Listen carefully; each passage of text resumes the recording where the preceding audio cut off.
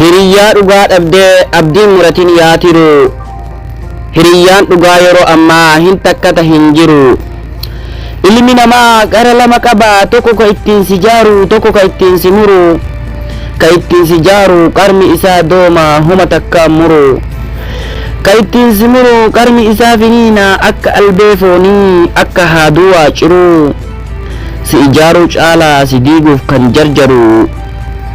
Badii takka arginaan irra siif hin taru, icciitii kee baasuudhaan kan inni si jammaru. Hiriyaa jechuun kan wajjin ilaalan jiruuf jireenya har'aaf boru. Rakkoo feete rakkannaan hiriyaa kan kee dura kan si furu hin jiru. Icciitii warri keessan hin beeyne hiriyaa kan kee bira inni guddaan kan jiru. Hiriyaa jechuun abbaaf haadha akka obboleessa keetiru. Hiriyaan ammaa faayidaadhaa fi inni si bira jiru. Faayidaa isaa dhabnaan uf duuba sillaalu ol ka'eetiin kan taru. Hiriyaa dhugaaf dharaa addaan baasaa yaa firaa. Namni hiriyaan ganame kan kufe meeqa jira. Asiin si wajjin haasayaa yaanni isaa bakka biraa. Kolfee si wajjin taphatee shira shitti shira. Icciitii kan kee fuudhee diina kan keetiif hira. Ni takkata inni gadda keessiif gaddee gammachuu keessiif gammadu.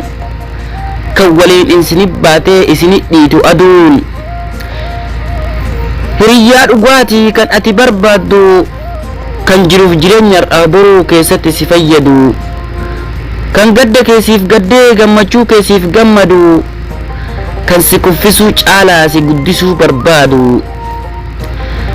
Badii kee irra si taree kan bal'iseetiin yaadu. Kan si gorsee sitti himu wanta boruuf si fayyadu.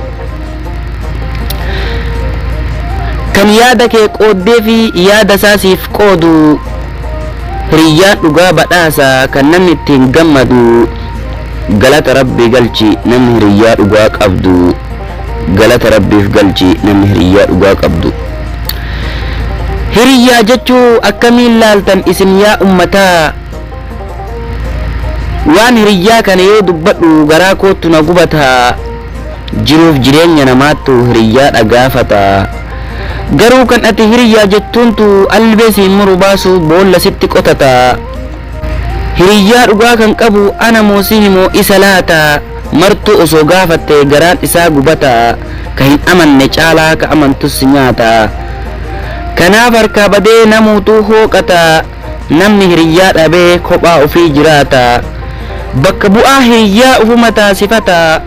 Ufumaaf uf haasa'ee aduu dhiisifata. Ufumaaf uf haasa'ee aduu dhiisifata. Ajab zabanaa.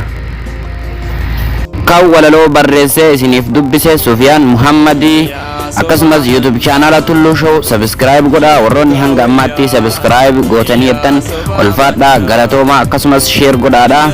Akka hamilee ta'ee ammas akka walaloo biraatiin isin dhufuudhaaf YouTube channel keenya Tulluu Show jechuudhaan itti barreessaadhaa. Subscribe fi like share gochuudhaan comment yaada qabdanis nu kaasiniin jedha. Ulfaadhaa galatooma. Warroonni hanga ammaatti maatiin uftatanii nu jajjabeessitanis dachaa galatooma isiniin jenna. Thank you.